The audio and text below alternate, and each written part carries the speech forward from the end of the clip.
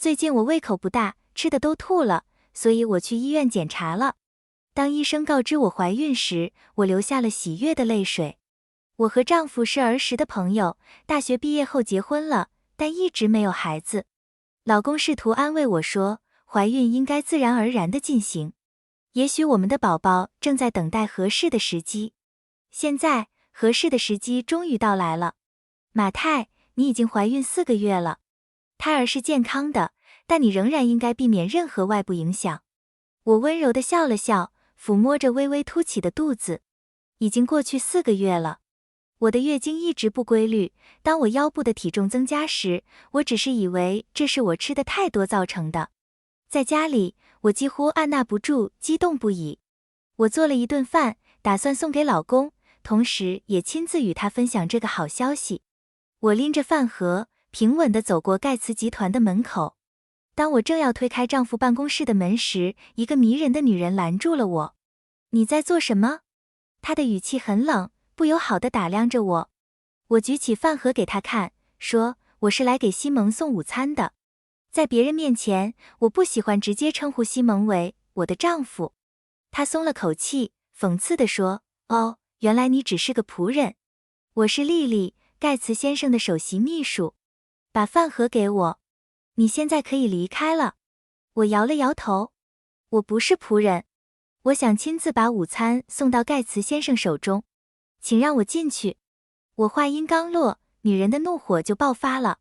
她从我手中抢过了饭盒。你以为你是谁？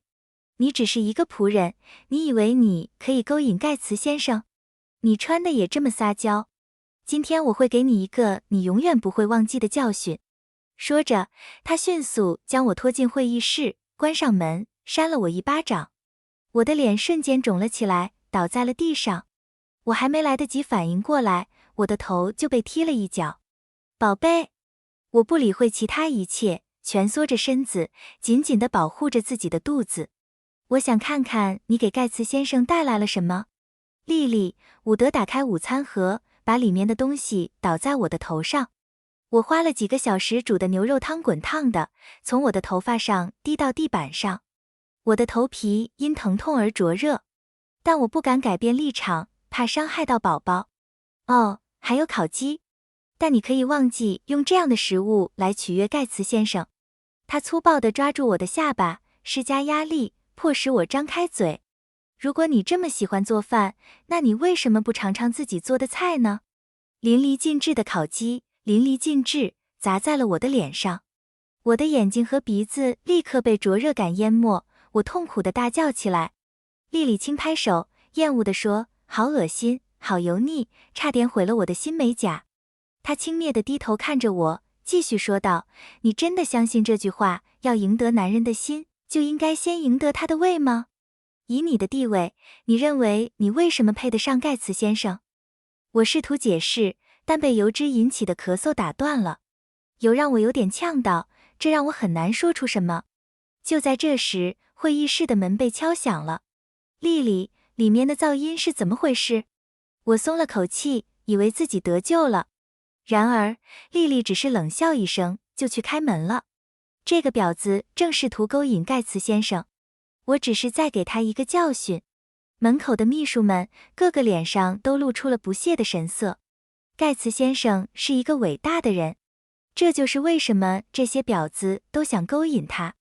莉莉哼了一声。我知道。说着，她用敌意的眼神看着我，而我却可怜兮兮地爬在地上。然后她不屑地说，有些人就是没有羞耻感。我颤抖着双手掏出手机，试图给老公打个电话。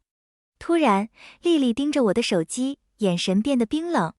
然后她伸手抢走了我的手机。当她瞪着我的手机背面时，她的眼睛闪烁着光芒。很明显，你想做什么？你甚至买了一个手机壳，上面有盖茨先生的手机壳。她用力将手机扔在地上，手机碎成了碎片。你这个婊子！莉莉抓住我，像某种愤怒的疯子一样，不停地打我耳光。这次我本来打算放你走的，但现在我改变了主意。像你这样的婊子，永远不会在没有任何痛苦的情况下吸取教训。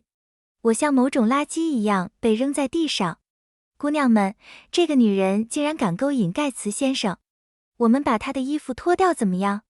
其他秘书点头表示同意，正要扑向我。我用尽全身力气向门口爬去，然后我的手开始疼了。莉莉踩到了我的左手，疼痛难忍，让我尖叫起来。其他秘书赶紧走过来抓住我。莉莉蹲下身子，用俏皮的眼神看着我。你有一张漂亮的脸蛋，但别担心，我现在不会抓你的脸。那是因为我打算给你拍裸照并发布到互联网上。如果我抓到你的脸，其他人就认不出你了，那就太糟糕了。我整个人都在颤抖。我试图保护自己的肚子，但根本无法动弹。莉莉不知从哪里拿起一把剪刀，开始剪我的衣服。我不敢动，也不敢尖叫。我害怕她会不小心伤害我腹中的孩子。很快，我的衣服就碎了，身体的一部分也暴露了出来。你这个妓女，难怪你有勇气勾引盖茨先生。你确实有很好的身材。不知何时，一大群人聚集在门口。虽然大部分人都用冷漠的眼神看着，但却有几位有正义感的人上前劝阻莉莉。莉莉，够了！如果真的有人被杀，将很难向盖茨先生解释。然而，莉莉却毫不在意，用她的长指甲戳了戳我的额头。她只是一个试图勾引盖茨先生的仆人。作为盖茨先生的秘书，我不应该处理他身边的任何麻烦吗？那个人想再说什么，但莉莉的表情却变得严厉起来。你确定要站在这个婊子一边，反对我，盖茨先生最信任的雇员之一吗？那人听到这话，犹豫了一下，不敢再说什么。莉莉，这个女人好像怀孕了。一位细心的秘书指着我的肚子喊道。莉莉的目光变得锐利起来，她迅速走到我面前，盯着我的肚子，仿佛要看穿它。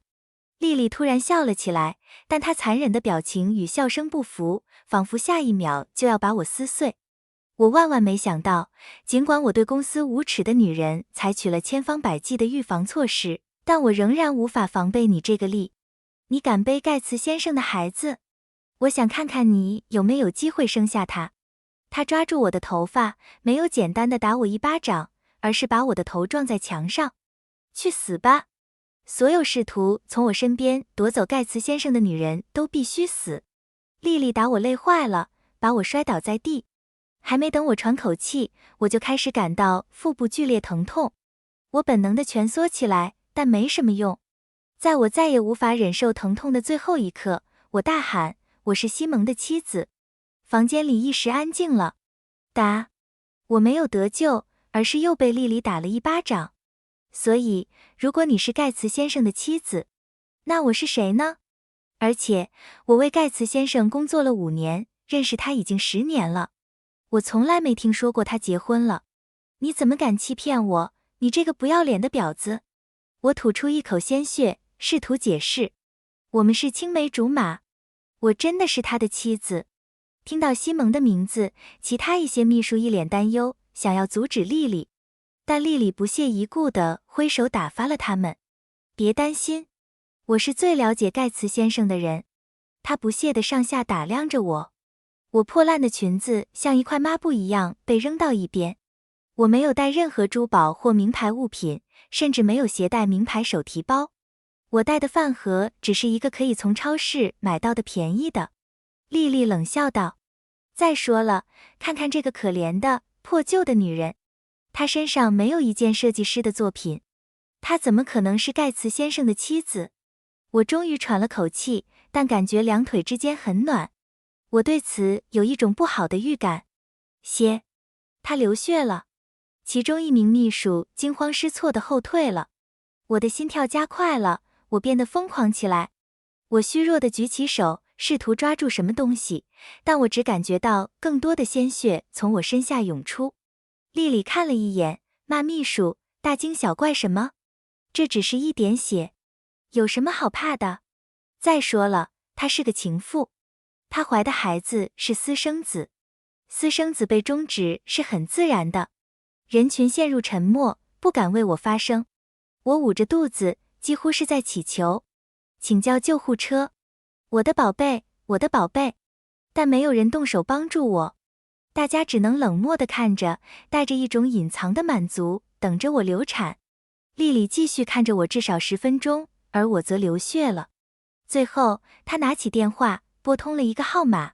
我以为她会为我叫救护车，结果却听到了西蒙的声音。怎么了？电话那头的男人淡漠地问道，他的语气中性且难以辨认。盖茨先生，今天又有一位女士来公司，想给您送外卖。当丽丽和西蒙说话时，她的举止与她对我的攻击性行为完全不同。她听起来很精致，几乎是甜美的。西蒙似乎不耐烦了。你问我这个小问题吗？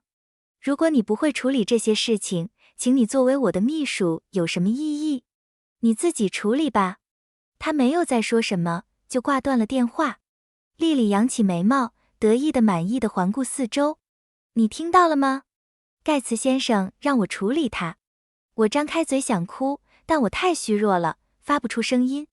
丽丽穿着高跟鞋向我走来，她用高跟鞋踩在我的脸上，不停地用力压下去。以你现在流的血量，平台不会让我发布你的照片，因为它太血腥了。这次你觉得自己很幸运，但现在是时候换你的脸了。我想看看，如果没有你这张漂亮的脸蛋，你会如何勾引盖茨先生？说着，他拿出一把艺术刀，开始用它抚摸我的脸。就在我快要失去所有希望的时候，丽丽的电话响了。是西蒙。